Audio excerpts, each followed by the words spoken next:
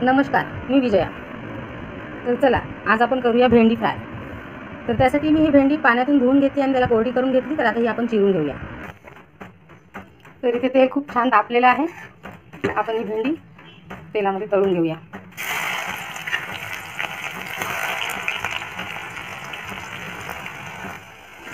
भेंडी ही छान अशी कुरकुरीत तळून घ्यायची आहे। मी इथे पाव किलो भेंडी वापरलेली आहे। एकदम कुरकुरीत अशी फ्राय करायला। तर इथे आपली ही भेंडी झालेली आहे छान अशी। मी काढून घेते। संपूर्ण भेंडी अशीच आपण तळून घेऊ। तर संपूर्ण भेंडी मी इथे फ्राय करून घेतलेली आहे आणि तेल पूर्ण काढून घेतलं आहे। अगदी थोडंसं तेल इथे मी ठेवलं। या ठिकाणी तेलामध्ये जिरं मोहरी टाकत आहे। जिरं मोहरी टाकली की शेंगदाणे मूठभर, एक मूठ शेंगदाणे मी टाकून देत आहे त्यामध्ये। आणि शेंगदाणे छान होऊ द्यायचे। शेंगदाणे असे थोडे झाले की हा ठेचलेला लसूण, आता हे शेंगदाणे आणि हा लसूण मिळूनच चांगला असा फ्राय होऊ द्यायचा। पूर्ण शेंगदाणे आणि हा लसूण पण असा ब्राऊन झाला पाहिजे छान, तोपर्यंत याला परतून घ्यायचं।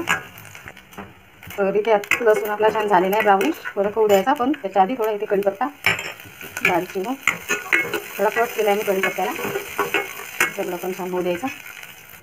तर इथे पाहू शकता तुम्ही छान शेंगदाणे पण छान ब्राऊन झालेले आहे, छान तळल्या गेले आहे, लसूण पण झाला आहे। अशी भरपूर अशी कोथिंबीर बारीक चिरलेली सांबार हा पण होऊ द्यायचा। म्हणजे ही आपली कुरकुरीत भेंडी आहे, तर त्याच्यामुळे हा सांबार कढीपत्ता पण छान म्हणजे तेलामध्ये असं फ्राय होऊ द्यायचा, जेणेकरून याच्यामुळे ती भेंडी आपली अशी नरम नाही पडली पाहिजे।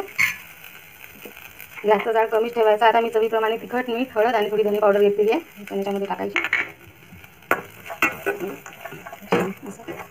मिक्स करून घ्यायचं। त्याच्यामध्ये तेल असं खूप कमी म्हणजे वापरायचं, कारण आपण भेंडी तळून घेतलेली आहे, डीप फ्राय करून घेतलेली आहे पूर्ण। तर ती तळलेली भेंडी याच्यामध्ये टाकल्यानंतर तेलाचं प्रमाण बरोबर होतं। छान परतून घ्यायचं कमी जाळावर, जळलंही नाही पाहिजे तिखट। तर या ठिकाणी ते परतून झाले। ही भेंडी आपली तळलेली टाकून द्यायची पूर्ण।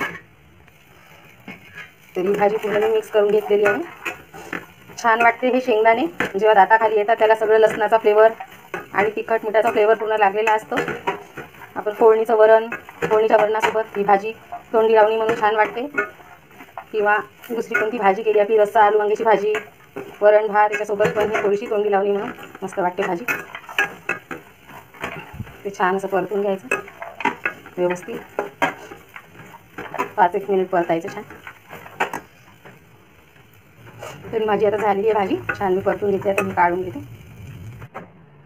तर ही माझी कुरकुरीत भेंडी फ्राय ही तयार झालेली आहे। ही भाजी नक्की तुम्ही करून पहा आणि मला कमेंट करून सांगा कशी झाली तर।